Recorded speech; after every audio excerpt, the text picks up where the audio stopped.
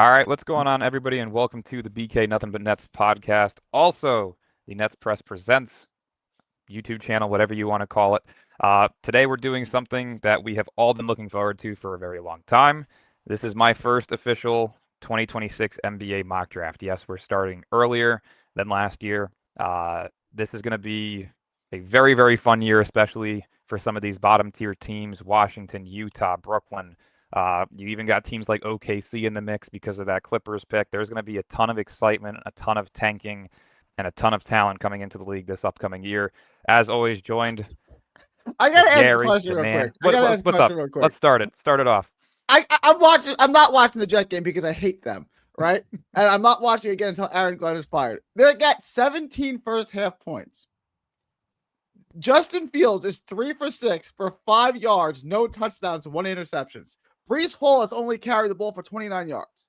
So how the hell have you scored 17? I'm not watching it, so I don't know. I'm just saying, how have you scored? What does Fields have rushing yards wise? What was that? Hall's said, got 29. He's their leading rusher, and he got and Fields is throwing for 5. So what I'm hearing is the Jets defense is better without Sauce Is Gardner. that Sauce Gardner? So that's what it looks like, right? I mean, oh, you guys aren't even winning. It's 17 to 17. All right. But yeah, 17. But they scored 17 Jesus. points, and they have 5 passing. Oh yeah, you guys have 2 defensive touchdowns. Yeah. There you go. Yep. Confirmed. You guys are Justin better Fields without really Sauce worked out. Gardner. Thank you for Justin Fields, by the way. That was the gift that keeps on giving. I know it's back to some draft because nobody needs to hear about the depression of my Steelers as well as his Jets. Let's get right into it. This is my first official mock draft of the year. As I said, this is probably I'm 23. I turn 24 next month. You know, this is probably the best draft class I've personally seen with my own eyes from top to bottom. I was saying this before we had started. I truly do believe that this class can, produce 6 to 10 different all-stars. So let's get right into it. If you want to scroll down a little bit, we're going to do some on your Substack. Yeah. If you want to, we're going to do some descriptions on some of these players, and then we are going to also do some highlight clips of certain players that I personally wanted to break down a bit more. The top 3, I think pretty much everybody knows. We're going to start off with the Washington Wizards here. No, I did not do a lottery simulation. I used Tankathon's rankings for the lottery to make this list. Once Fanspo releases their 2026 mock draft, we will get into it from there with lottery simulation. So first overall pick, the Washington Wizards select Darren Peterson, guard out of Kansas. This is a player who many people are starting to finally recognize. Even though he was the #1 player in high school coming out, if you look at his social medias, it does not look like people knew a lot about him. But he has already quickly taken over the college scene. Many NBA players and executives have come out and said they feel he could have come out of high school and ready to go in the NBA. This is a guy who truly has similarities to Kobe Bryant. And there's been players in the past who have gotten this comp, but I don't think there's somebody who's matched the description as much as Darren Peterson has. In terms of his 3-level scoring, he can space the floor, he can get to his spots easily, he utilizes the floater to perfection, and he can finish at the rim with his athleticism or his finesse. I think that this is one of the best American prospects I've witnessed in my lifetime. I personally think that he may actually be a better overall prospect than Zion Williamson and Cade Cunningham were. So very high praise for him. I think as of right now, he is the unanimous #1 overall pick. I think any team in the league could use him, especially a team like Washington, who's kind of 50-50 on whether or not Bub Carrington's going to be the lead guard of the future for them. I know that I mentioned his scoring, but this guy also has the intensity of an all-defensive caliber player, especially at the guard position. He's 6'5", 6'6", has the length, has the versatility, has the athleticism to keep up with the 1 through 3 in this league.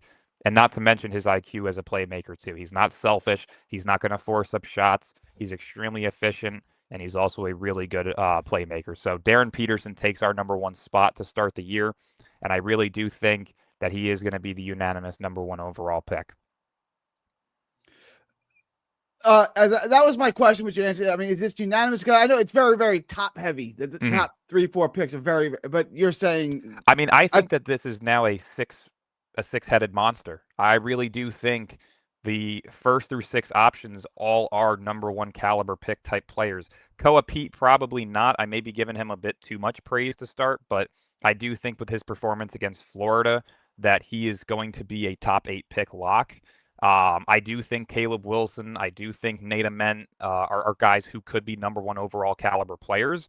Do I think that they're going to surpass Peterson or Boozer? Probably not. But do I think there's a real chance Caleb Wilson can surpass AJ DeBansta? 100%. DeBansta, like I said, reminds me a lot of Ace Bailey, just more polished and a better defender, right? DeBansta by far is a better prospect than Ace Bailey is, but when you have a guy like Caleb Wilson right behind him with what he's done in his first 2 games, he lost to AJ DeBansta in BYU, but he outperformed DeBansta, and then he just took down Darren Peterson in Kansas the other night. So I do think Caleb Wilson is going to be in the mix for that 3rd overall pick, depending on the team. He reminds me a lot. I mean, you know what? Let me not get too far into Caleb Wilson since we're going to break him down here shortly. But I got a couple of comps that I really like for him that I think some people are going to be surprised about. Number 2 on our list is Cam Boozer. This is a Brooklyn Nets pick here. I think that this is one of the best overall fits for Brooklyn, especially if you miss out on Peterson. I think this is a guy that so many people are like not really taking seriously. And the reason I say that is because there's nothing flashy about his game. He reminds me a lot of like a mixture between Paolo Banchero, Scotty Barnes, and a little bit of his dad, Carlos Boozer, in terms of rebounding. This is a guy that just does everything fundamentally well. He can space the floor. He can get to his spots in the mid-range. He's a great finisher at the rim. He has a really good post game as well. Defensively, he is a menace. He's snatching blocks left and right. He's able to keep up with the 1 through 4. I think this is a guy who really is being undervalued by many people that aren't really kind of analyzing his game the way that they should be. Boozer, to me, is going to be an incredible player in this league. I think he's going to be one of the best immediate impact players in the league coming out of this draft because of his already NBA-ready frame and size. Also, his skill set as a playmaker, rebounder, scorer. He can do a little bit of everything. The fit with Yegor Demon and this coaching staff with Jordi Fernandez in Brooklyn, I think would also be a perfect fit for him. A team that really values defense and non-selfish play. I think Boozer is everything that Brooklyn would need. Do I personally, as a Nets fan, feel that Boozer would be the best pick for us? No, of course, I think it's Peterson. But if that's your second option, then by all means, that he'd be one of the best fits you can get. What are your thoughts on Boozer this year? Do you think that he is going to be the number 2 overall pick? Could he bump his way up into number 1, or do you think DeBansta and Caleb Wilson can overtake him? This is tough because DeBansta and Boozer are both physically very impressive. They're just physically impressive in different ways. I got to see more of the. I saw Cam Boozer play against Texas, and although he didn't have the prettiest stat line, you can see he's physically dominant, right? He's a man amongst boys, even if he didn't, have the real pretty stat line where he's shooting, 60% from the field. But you can see this guy's physically quite impressive. This guy's going to be a problem.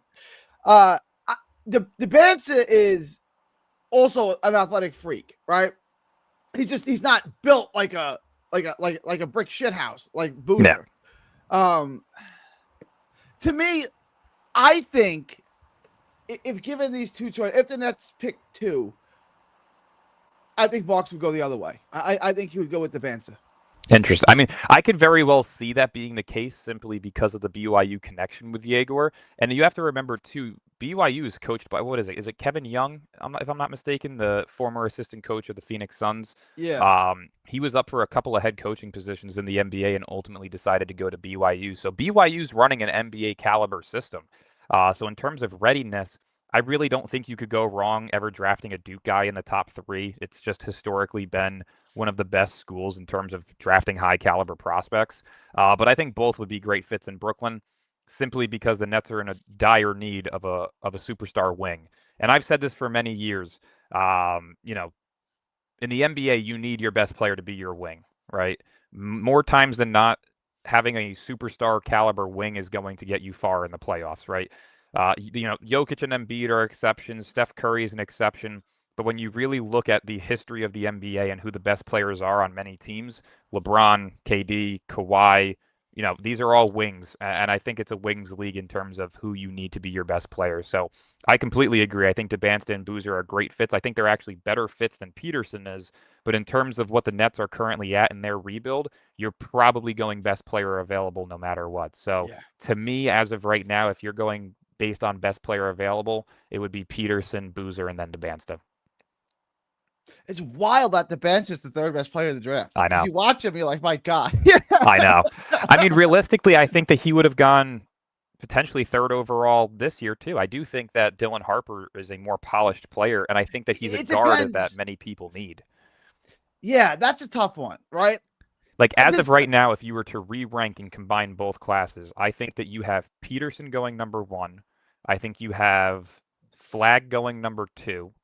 You would have Boozer but why going are you taking 3. Flag? And maybe you would, but Mhm. Flag just because of his physical body is more impressive. But like, why I Flag think that over the his Benson? NBA readiness as a playmaker, as a scorer, an efficient scorer, and as a just overall team fit, I think that his athleticism and his IQ is off the charts. He's not Yeah, being played properly in Dallas, and I think many people are starting to see that now with them trying to run him at the point guard.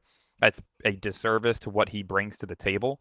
But also, you have to remember, too, this is a guy who is supposed to be in this year's draft class, right? He is extremely young yeah. for the NBA. So for him to be doing what he's doing already, I'm not expecting him to come in and put up 20, 25 points per game, 6 to 8 rebounds, 5 to 7 assists off rip. There's going to be struggles with Flag in the NBA because of his size and his frame. He doesn't have the size and frame that Boozer has in terms of NBA readiness, but his athleticism, his IQ, and the way that he can get to his spots is already of NBA readiness. I don't think Dallas, though, was the right team for him. So it'll be interesting to see how he progresses throughout the season. But you also have to remember, too, Flag came into the college basketball scene struggling the first 5 to 6 games as well, right? Everybody was debating, oh, I mean, he doesn't look that great. Maybe it is Dylan Harper or Ace Bailey going number 1 because of this. And then he just took off from there. So I expect the same thing to happen with Flag in the NBA. I think that in terms of readiness, he's there, but in terms of the way that he's being played, it's just not properly the way he's supposed to be used. So like I said, if I was to re-rank both classes combined, I think you got Peterson going number 1, Flag going number 2, Boozer going number 3. I would say you probably have Harper going number 4, and then you would have DeBansta, Caleb Wilson going 5 and 6, and then probably VJ at 7, and then you would probably have the remainder of the 2026 class, like 3 or 4 picks before Ace Bailey. So in terms of how stacked this class is compared to last year, How is it Ace is doing? I haven't really got to watch Ace yet he's not because doing it's good. Utah. He's Yeah, not doing good. I didn't. I haven't seen him because it's Utah. I'm probably not gonna watch too Yeah. much of him this year. Yeah. I'm pretty sure he's averaging like 5 points, 3 rebounds. He's shooting below Okay. 36% from the field, below 25% from 3. He's really struggling over there. Um, but the third overall pick in this one, it does go to the Indiana Pacers. Like I said, I did not do a lottery simulation. I just went based on Tankathon's lottery projections a couple of days ago, probably like 4 days ago. So the Indiana Pacers here fall to number 3, picking up AJ DeBansta. I think that this would be an absolutely perfect fit for a team like Indiana. Of course, it's going to suck seeing a team that was just in the finals being a top 5 pick potentially. So hurts to see that, but in terms of the fit with Tyrese Halliburton, with Pascal Siakam, I think DeBansta brings everything that they need. They would still be missing out on a big man. I think that's something they need to search for, whether it be in the trade market or in free agency this upcoming season, if they want to get back to that championship caliber team. But I do think DeBansta will be an immediate impact in the NBA as well. Caleb Moving Wilson. on to This is number 4. yeah. Yep. So if you want, This is the one let's head that's over to the video. jumping up draft chart. Yeah. Oh yeah, he is flying up boards. This is a guy who many had projected between 7 through 12 to start the year. I personally had him in my top 6. So it'll be interesting to see how he progresses throughout the remainder of the season. But this is a guy to me who, as of right now, is the 4th overall pick. I don't think there's any ifs, ands, or buts about it. I think as of right now, he is more polished, he's more NBA ready, and I think he's slightly better overall than Nate Ament is, than Koa Pete is, than Chris Sinek Jr. is, all of these guys. So we're going to show some clips here against his game against Kansas.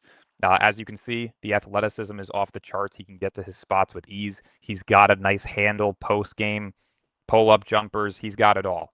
To me, and this is where I mentioned before that I think the comp that I'm going to give him could be a bit overboard, but I do see a lot of Kevin Garnett in him and Scotty Barnes. If you remember Scotty Barnes when he was at Florida State, He was able to get to his spots very easily. He was a very good playmaker. He was athletic. He was a great defender. And I think that if you mix those two together with Garnett and Barnes, that you're getting Caleb Wilson here. Even just that, the athleticism and the floater that he has, that's very Kevin Garnett-like. And then not to mention, too, the defensive ability of Caleb Wilson. He could be one of the best defenders in this draft class. Let me ask you that, right? Because you can see he's got a little mid-range game, a little turnaround, a little fadeaway.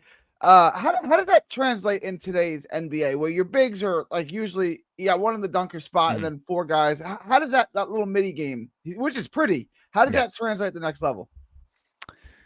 He can space the floor. It's not like he can't. I like that. Like, that's let's call Malone right there. Oh, 100%. He can space the floor with ease. He really hasn't had to utilize his 3-ball because of his athleticism and post game at the college level. But I've seen him play where he's able to space the floor and knock down threes with ease.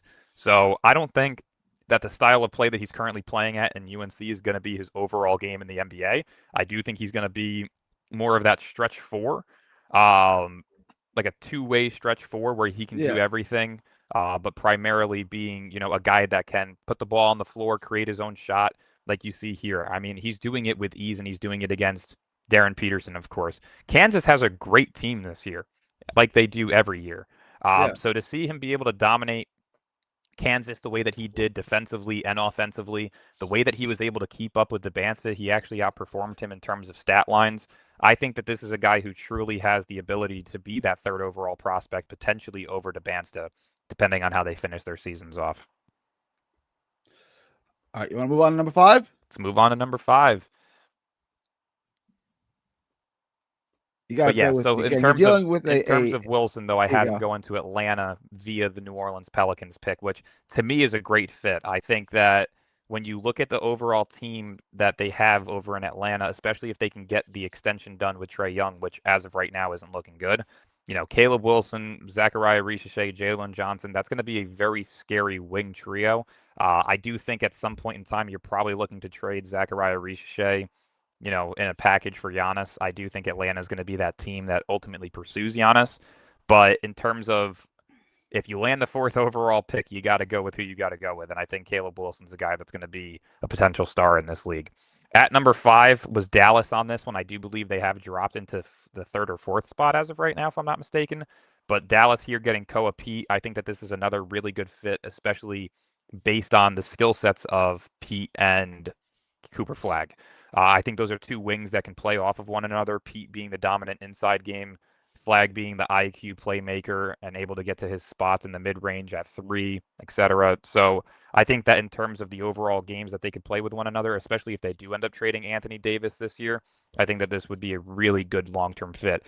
To me, Koa Pete reminds me of what Aaron Gordon was coming into the NBA, right? A lottery pick, a guy who was expected to be a star at some point in time.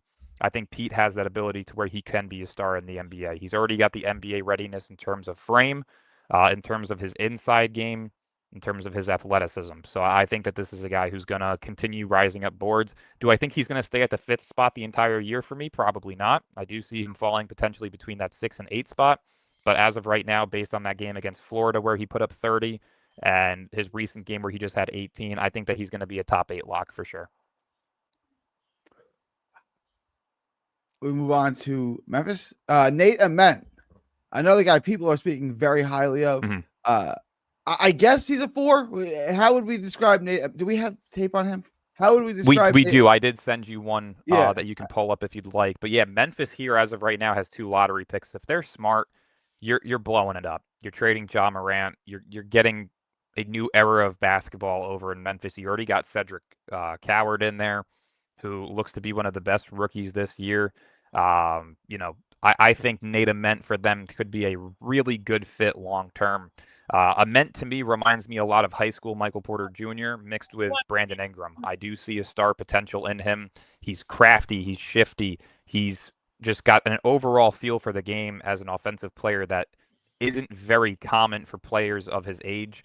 And not to mention, too, he gained 17 pounds since going to Tennessee. So the upside on him is tremendous at 6'10". If he's able to gain a little bit more weight and muscle, this is a guy who could be very dominant in the NBA if given the right situation. And I think playing alongside a high-caliber defender in Jaren Jackson Jr., a 2-way guy in Cedric Coward, I think Memphis would be a great fit for him right now as of the 6th overall pick. All right. I'm losing track of where I am. Hang on. Let me hang on. I got you. Let's get back to the draft here. My bad. No, you're good. I was gonna say we got time. We're breaking down this class, man. This is the first time we're getting to do it this year, so it's all excitement. I mean, really, like I said at the beginning, this is the best overall NBA draft class that I've seen in my lifetime. I do think that there, 10, 15 years down the line, there are going to be people who say that this class is better than the 03 class. And I'm not saying LeBron's coming out of this class, right? I'm not saying the greatest player of all time has the potential to come out of this Well, class. you comped Darren Peterson to the greatest player of all time. That was your opening comp. Third or fourth best player of all time, yes. But all right, let's not do this again. But my point is, right, is I don't expect there to be a LeBron or Michael Jordan that comes out of this class. I more so think that this is the greatest draft class of all time that I physically have seen, because the 1 through 10 in this class all have all-star potential, right? I don't think that there has been a draft class that has produced more than 5 or 6 all-stars ever, right? So I think that this class has the ability to do 96 produced a lot. You know what? You talk about Chris Sinak, and I will look that up. Which draft class? I'm going to say it's 96, but let's see. I'm pretty sure it is 96, and they have a ton of great guys that came out of it. I think that in terms of the all-star production that could be put into the NBA, this class compares with that, if not slightly more players who could be all-stars. 96, 11 guys were all-stars in that one? Damn. Yeah, I mean, this class has that caliber of option. Yeah, to make at least one all-star game. So, like, Marcus Camby and Zydrunas Ilgauskas are on the list. Yeah. No, that makes sense. I mean, like I said, I think this class compares to that. You got Peterson, Boozer, DeBansta, Wilson, Koa Pete, Nate Ament, Chris Sinak Jr., Tonda Yesafwa. I'm still butchering that name. It's going to take time to learn it. But, you got guys like Darius Acuff. We're going to get into a lot of these guys, but there are a lot of players in this draft class that have that ability to be an all-star. So with the 7th overall pick, I have the Utah Jazz selecting Chris Sinak Jr. out of Houston. He is, as of right now, one of, if not the best overall big men prospects in this year's draft. A lot of Jaren Jackson Jr. in his game. A great defensive presence at 6'10", 6'11". He can space the floor. He's dominant in the post. I think that this is a guy who would be a really good fit for that Utah team, especially with Ace Bailey as the hope and prayer for them to become a star caliber player. He hasn't hit that peak yet so far in his NBA career. But I think Utah is going to be looking to move on from Walker Kessler, especially after this season-ending injury that he just dealt with. So I think Chris Sinak Jr. could be the big man of the future for them next to Lauri Markkanen. Number 8, a guy that many throughout the offseason before college basketball began, throughout his high school career, compared him to Anthony Edwards. The look, the play style, the athleticism, it's all there. This is a guy who has tremendous upside, a lot of VJ Edgecombe caliber hype in terms of if you're comparing him to somebody in last year's draft class. We do have video of him as well that will play. But Tonda is a guy that I expect to continue rising up draft boards. I mean, if you, even when you're just looking at him from this angle, he looks like Anthony Edwards. So to me, the overall feel offensively, the athleticism, the intensity that he brings on defense, this is a guy who is going to be a guaranteed top 10 pick. And I think for a team, I think I have him going to Memphis in this one, if I'm not mistaken. Yeah. Here, I'll pull it up on my end.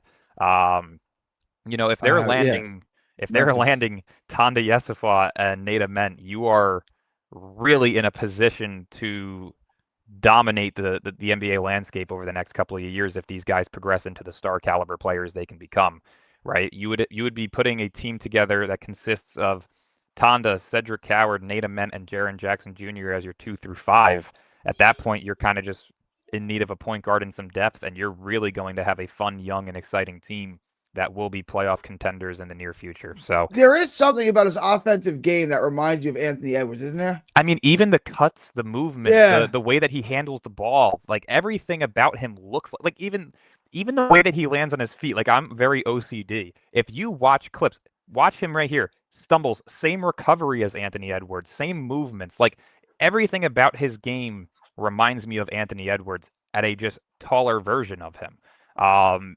It's just it's remarkable to see how some of these players. I mean, think about it. Anthony Edwards was a top 3 pick. Now you got guys like Tonda who play exactly like him, who could be 6 through 10.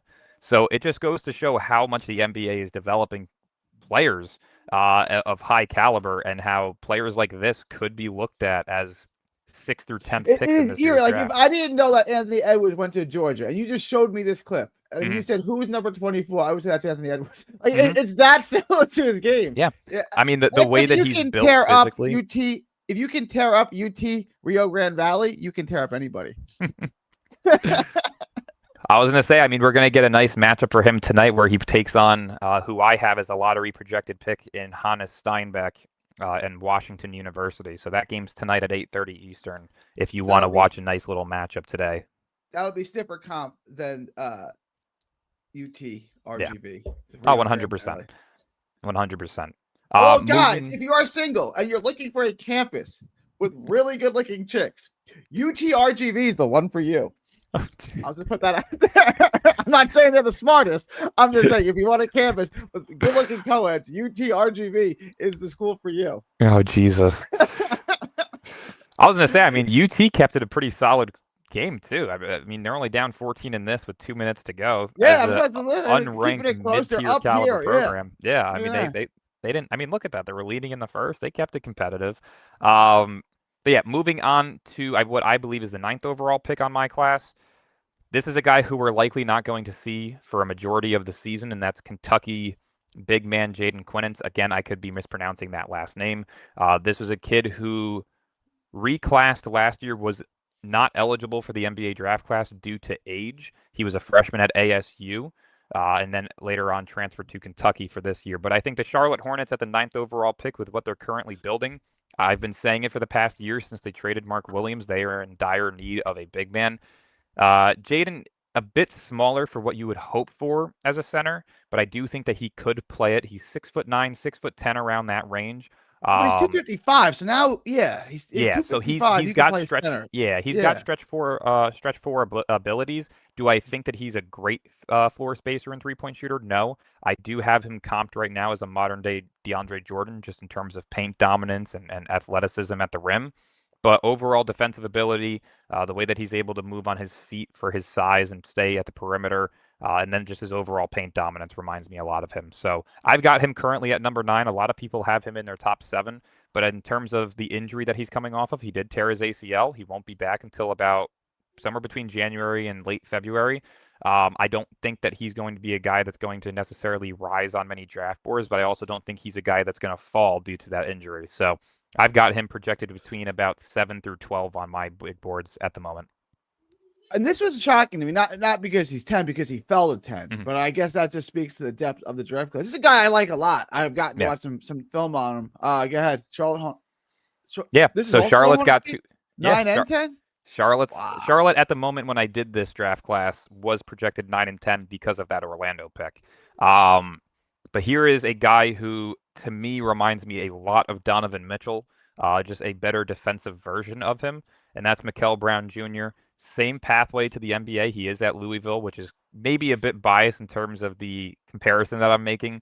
But in terms of the offensive ability, the IQ, the athleticism, the speed, the ability to finish at the rim, reminds me a lot of Donovan Mitchell. So I got Charlotte taking their potential LaMelo Ball replacement. There is a lot of talks whether or not LaMelo will be in Charlotte long term due to his injury history, his willingness, just his overall love for the game. There's been some questions about that. So I do think that they will be looking for his replacement at some point shortly. And again, if you have a young core that consists of Mikal Brown Jr., Con Kneppel, Brandon Miller, and Jaden Quinnance, I think you're in a really good spot long term.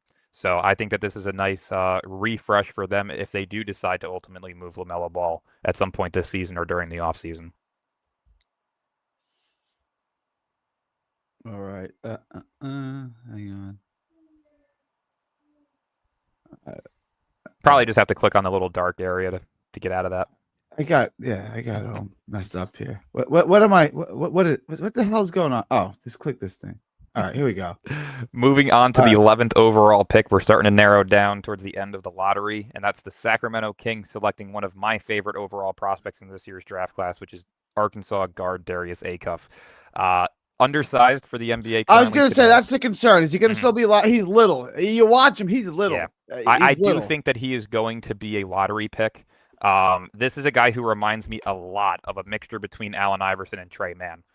In terms of what his floor and his ceiling could be, he's dominant. If you look at his IQ, his playmaking ability, his handle, his finishing ability at his size, the way that he's able to get to his spots, create space, space the floor, everything to his game is a beauty for his size. And I think that a team like Sacramento, who, if they decide to keep Sabonis, this could be a player that is an immediate impact fit for them. Devin Carter, who they drafted in the lottery 2 years ago, clearly isn't the option at guard for them. I do think at some point in time they are going to look to move in on Jonathan Kuminga by moving away from Malik Monk. I think they're going to try and get rid of DeMar DeRozan at some point in the near future. So a nice little retool around Darius Acuff Jr., Jonathan Kuminga, and Sabonis could be something that they could work around. And no, he's not a junior. I mixed that up with Mikal, so don't mind me. At number 12, the Oklahoma City Thunder, the team that just refuses to stay out of high overall draft slots, selecting Braylon Mullins out of UConn. This is a guy that I personally haven't done too much research into. If you guys read the article, you knew that I made this mock draft based on a couple of different categories, comparing and contrasting some ESPN, Bleacher Report, No Ceilings, all of these guys' mock drafts, and then, of course, looking at different rankings and also some personal research that I've done. Some people have Mullins going top 9.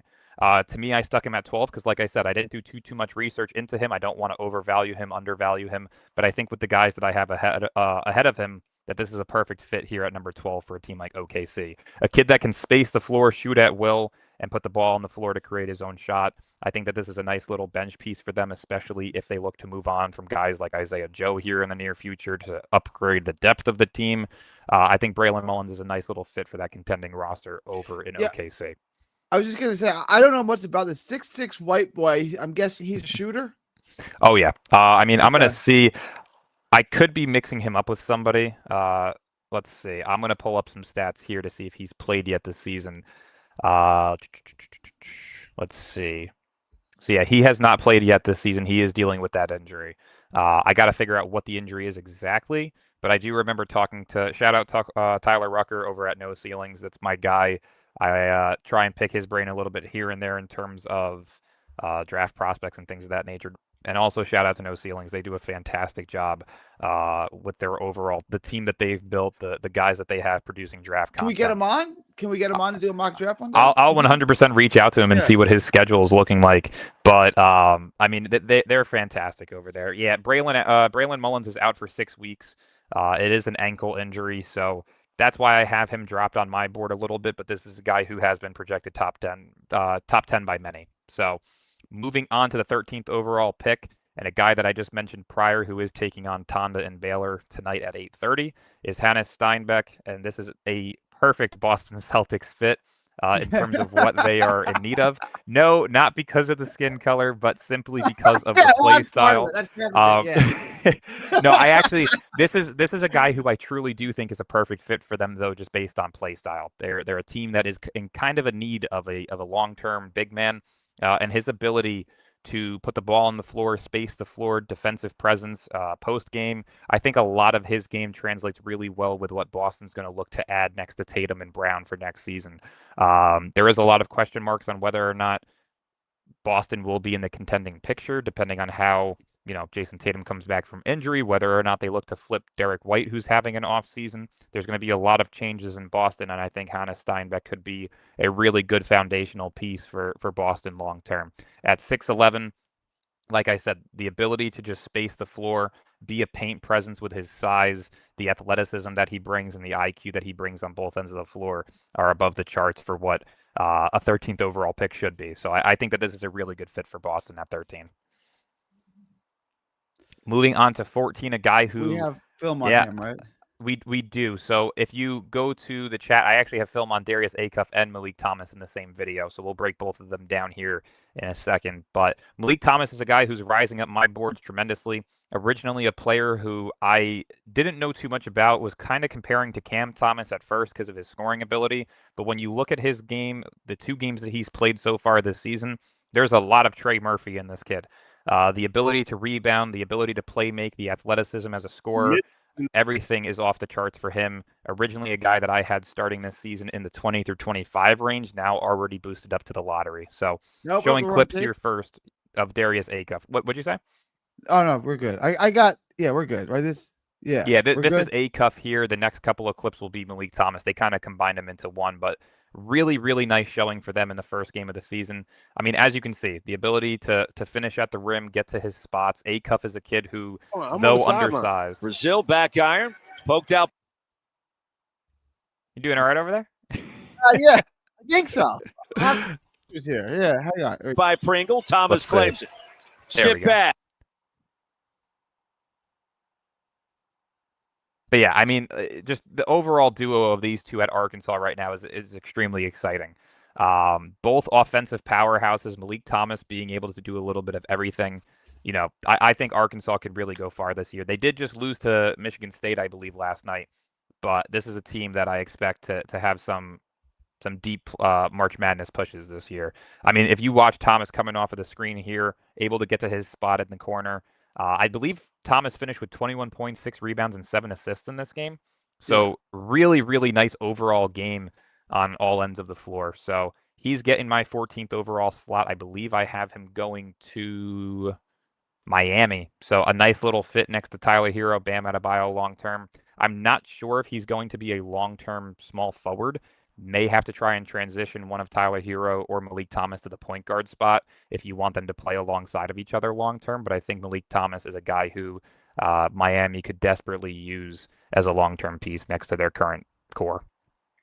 Just wanted to update the Jet fans. Justin Fields is now up to 12 passing yards. There you go. Progression. At the end of the third quarter. That's called progress, ladies and gentlemen. All right. I digress. Back to the draft. Moving outside of the lottery, the 15th overall pick on this mock draft of the season is, I'm not even going to try and pronounce the last name. I will learn it at some point, but this is Sean, the guard out of Cincinnati. He is 6'8". The upside on him is tremendous. This is a guy who I actually didn't even hear of until the college basketball season started. He hasn't really had a crazy game just yet. I believe he's 2 or 3 games into his current season. A lot of people have him projected in their top 12. I personally had him left just outside of the lottery for me. I do think that the performances he's had so far isn't of lottery contention, but at 6'8", the ability to score at will, a very solid perimeter defender and playmaker, I think this is a kid who would be a really good fit long-term next to a guy like Anthony Edwards, Rudy Gobert, Julius Randle, a team that is really in need of a guard with some size, especially because Anthony Edwards is only 6'4". Getting a guard with some size that can do a little bit of everything. So I think he's going to continue rising up boards. I don't see him being a lottery pick for the majority of the season. Is there a chance that he can get into that 12 through 14 range? Maybe. But I do see him being more so a mid-tier first-round caliber player between that 14 through 18 spot. At number 16, I've got the San Antonio Spurs via the Atlanta Hawks taking one of my favorite players in college basketball currently. Yes, I am a Duke guy, but that is sophomore forward Isaiah Evans. At 6'6", I don't see him being a star in this league, but I do see comparisons to Brandon Ingram in terms of his overall game. There are a lot of abilities that he has offensively where he is able to put the ball on the floor and get to his spots. He is a great catch-and-shoot three-point shooter. He was one of the leaders last year in terms of efficiency. And I think for a team that's looking to really take that next step and elevate into a true championship contender, the San Antonio Spurs are a perfect fit for a guy like Isaiah Evans. You'd have a core that consists of De'Aaron Fox, Dylan Harper, Stephon Castle, Isaiah Evans, Wemby. The team just has everything that you need in terms of size, versatility, scoring, and defense. So I think that that's a perfect fit for them there. All right. At number 17, we've got our third Duke product going in the top 17 with Dame Sarr. This is an Italian prospect who came from overseas to play at Duke this year. At 19 years old, 6'8", the versatility that he has as a defender, as an offensive weapon. He hasn't really had the ability to showcase his true offensive ability, but I do see a lot of upside in him as a mid-tier first-round pick. A guy that some people have him projected in the lottery. Me personally, I'm not going to overvalue my Duke guys. I do think that as a mid-first round pick, especially for a team like Toronto, coming off the bench to start his career will give him that ability to develop into what they hope that he could be, which will be a nice little two-way caliber role. I don't see him being a star, but I do see him being a high caliber role player. And as someone who has a mom who was born and raised in Italy, he doesn't look very Italian to me. Just putting that out there.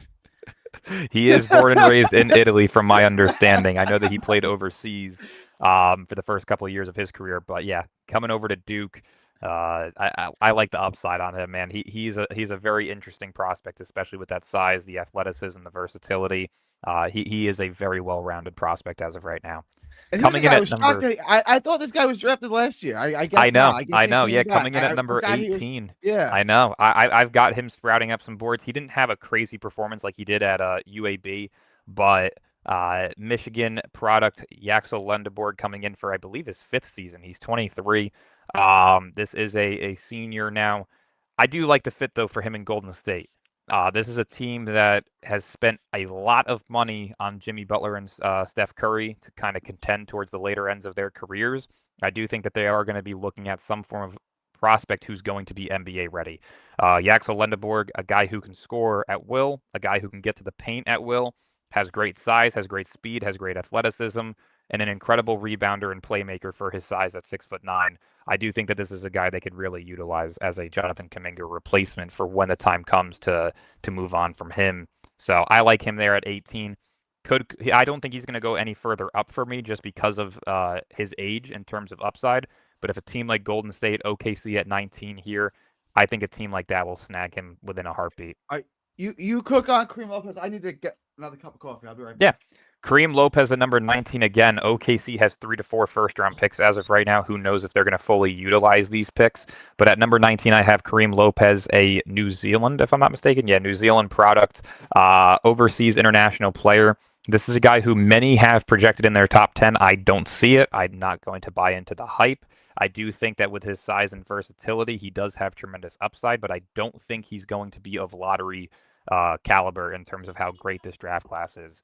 With OKC, though, again, this is a team who every year you think they need to trade these picks because they can't hold any more players on that roster, but somehow, some way, they find a way to do it. So at 19, I have them going with Kareem Lopez. At 6'9", I believe he is, if not 6'8", able to space the floor with at will. He's a great rebounder. He's got an already NBA readiness in terms of body. I do think that that's going to be a kid who has a tremendous amount of upside on him as a mid-first round pick. Another guy we spent a lot of time talking about last year, LeBron Filan. Yes, LeBaron Filan coming in at number 20 as a sophomore at Alabama. This was a guy who was projected in that 20 through 30 range last year for many of us. Ended up staying in college and is already starting to take over the college scene as a sophomore. I do have him currently at 20 going to Milwaukee, simply based on the fact that Milwaukee is in need of that kind of it factor point guard to play alongside Giannis if they are able to keep him long term. This is a guy who can score at will, get to his spots, an incredible playmaker. 6'4", has the athleticism of a guard that will really be solid in this league. Again, do I see a star in him? Probably not. But in terms of your third option, I think he could be one of the better prospects in this draft class to be a complementary piece on a contending team. Coming in with our fourth Duke prospect of the first round is I'm not going to try to pronounce the last name. I'm not good with names. We've got Pat over here, the center from Duke. He is a sophomore this year at 6'11". The versatility that he brings on both ends of the floor is very nice. Not an incredible offensive player, but a very nice paint presence and defender. He's got some athleticism to his game for his size at 250 at 6'11". A team like Chicago, a team that I have currently projected to be the lead favorites to land Anthony Davis via trade. They are in the process of looking at potentially moving on from Nikola Vucevic, who's on an expiring contract. I think Pat could be a really good complementary piece at the big man position long-term for them. And at 22, again, this is a guy who many have currently projected lottery. I will not buy into the hype of a senior. I do think that age does matter in terms of draft classes. And at number 22, I have the Atlanta Hawks via the Cleveland Cavaliers selecting Bennett Sturtz. He is going to be a guy who is mentioned as potentially a National Player of the Year candidate alongside JT Toppin, but I do see Sturtz being in that 18 through 24 range when it comes to this draft class. Again, simply based on age. But a team like Atlanta, who is 50-50 as of right now, whether or not they're going to be able to keep Trae Young long term. I do think that this is a kid who, if they decide to trade Trae Young and they are able to get a package that still keeps them in that contender conversation with what they were able to build this offseason, I think Starks can be a plug-in, ready-to-go type of guy that could lead that team. Do I see a star in him? Again, no, but a high-caliber role player, a guy that's going to be a perfect fit on many teams, yes, I do see that in him. At number 23 with the New York Knicks. This is just ridiculous with Duke now. It's insane the amount of prospects they have, man. At number 23, Nicholas Kamania. I'm not good with last names. I made the attempt for this one at least, but this is another international prospect who did come over to Duke. He is at 6'8", a forward. Again, hasn't really gotten the opportunities just yet at Duke, but he has shown flashes of being a really solid stretch four in this league. I think he's a bit undersized to play the four, but I also don't think he's athletic enough to play the three. So there is going to be some question marks on some of his abilities. But a team like New York, a team who's currently contending, who's got a ton of vets on the team, I think they could use a nice little project, high upside player that can be a potential replacement for Mikal Bridges or OG Anunoby if and when the time comes where that taxpayer second apron comes into effect. So I do see the Knicks here at 23 being a really solid fit for him. A guy that can space the floor, get to his spots, hasn't really had too much of the opportunity to put the ball on the floor, but there has been some flashes with him at Duke so far in these two games. Coming in at number 24, another upperclassman. This is junior Florida forward Thomas Haw. Again, a guy who's just going to be an immediate plug-in, ready-to-go player off the bench. No, not too crazy of an upside on him for at least me personally, but I also said the same thing about Cedric Coward, who was a senior last year and missed the season because of injury. So I do see him as a guy that can be a plug-in, ready-to-go role player for a contending team. A great fit alongside Cleveland and what they have currently going on for them. Again, another team, though, that's going to need to maneuver around that second apron at some point here shortly. So I think that at 6'9", his ability to space the floor, he's got some athleticism to his game. Don't let him fool you. He can get to his spots and finish at the rim as well. So I do see a nice little upside in him, especially as a junior. At 25, as you can see, this was made 3 or 4 days ago. We have Nicolas Avdilas. I hope that I'm pronouncing that correctly as well. Another international product at 6'9". He is able to play the 1 through 3. And this is a guy who just came off of a 33-point performance over, I don't know exactly who they played, but it was last night that he did drop 33. I believe he finished with 6 rebounds, 7 assists, if I'm not mistaken. I could be a little off. There could be a little bit more to his stat line, but we do have video of him. I actually think it is the game from last night. If you want to pop that one up right now, this will be the last player that we show. Yeah, this will be the last player that we show some form of videos for.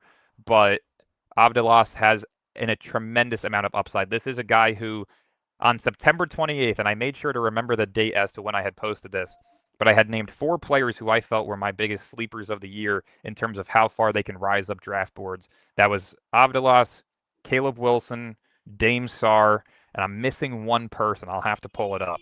But there was another guy that I had on here who I felt had tremendous upside as a sleeper prospect in this league. Let's see. Hold on a second. I've got this. Let's see. But yeah, as you can see here, coming off of a crazy performance, I believe we'll showcase the stat line after the video. Listen, I'm trying not to overdo anything here, but if you're watching him play and you tell me he doesn't look like Luka with a little bit more speed, I don't know what to tell you. The way that he's able to slow down, play at his own pace, get to his spots, finish at the rim. The step back 3 looks a little familiar as well. This is a guy who I do think the Luka comp. Yeah, this is a guy who's going to have tremendous amount of upside. I do think that he will finish as a potential lottery pick for me this year in terms of draft rankings. But in terms of the overall game, with his size, with his versatility, his IQ, this is a guy who's going to be a really fun prospect for many leading up to NBA draft night. What are your thoughts on him? Did you get to see any of the game last night from him? I did not. I was out last night. I didn't get to watch any basketball last night. Damn. I was going to say, yeah, that September 28th tweet of mine where I said my personal sleepers or players I think will rise on draft boards was Caleb Wilson, Dame Sarr, Darius Acuff, and Avdilas. So that's aging nicely, yeah. I was going to say, so far I'm 3 for 4. I'm not going to say Dame Sarr is anything too crazy just yet, but I do have Abdelas now in my top 15, just to let you guys know. Like I said, Dame this Sar, draft, the real Italian stallion. coming in at number 26, we have sophomore guard Billy Richmond out of Arkansas. Again, not a guy that I've done too much research into as of yet, but I do have OKC with their first overall first round draft pick of this mock draft, and this one's coming from Houston. Again, I just think that this is a team who drafts really well, drafts smartly, drafts guys who can fit really well. At 6'6", the playmaking ability, the defensive intensity, I think that this is a guy that they can immediately plug in off the bench as well in a small minutes role to start his career while they continue to pursue championships.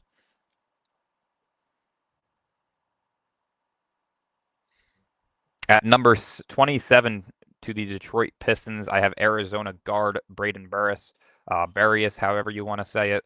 At 6'4", though, a bit undersized to be a 2 guard. I don't really see him as a point guard in this league. He is also a bit older as a freshman. He is 20 years old. But this is a guy that I do think could be a really good fit for a team like Detroit, a team that's kind of in need to figure out whether or not they're going to keep Jaden Ivey long term. He is on an expiring contract, but a guy who could be a really nice Cade Cunningham fit.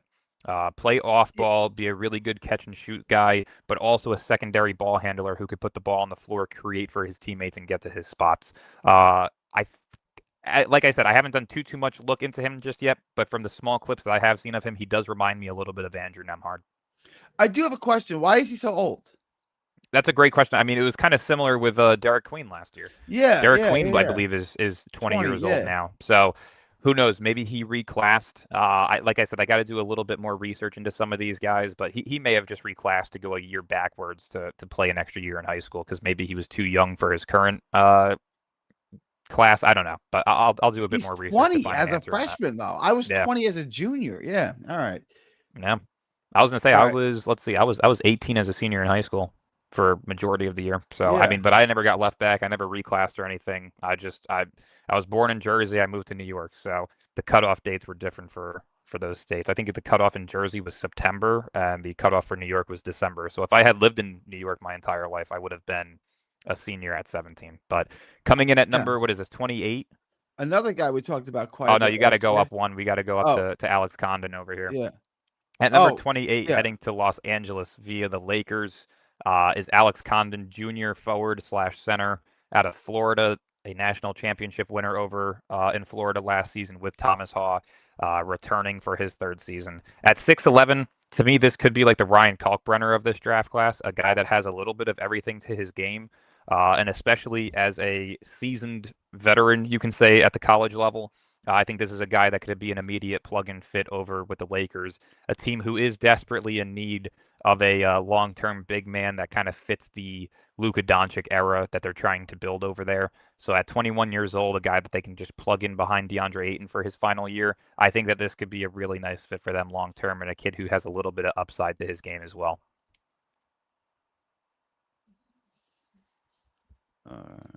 Moving on to the final 2 picks. A kid who has really fallen down my. Oh wow, yeah, he was projected much higher. I forgot. Yeah, I forgot about him. Struggling overseas, but look at the age, 17. There's a tremendous amount of upside to his game, and this is Dyson Daniels' little brother, Dash. Very, very similar play style. Not the greatest floor spacer, but extremely athletic, an incredible defender, and a very good playmaker. I do see him falling down some draft boards, but overall, I do think that he can build his way back up as well. So as of right now, I've got him 29th overall to the Chicago Bulls. Again, a team, like I said, who I have personally projected to go out and trade for Anthony Davis.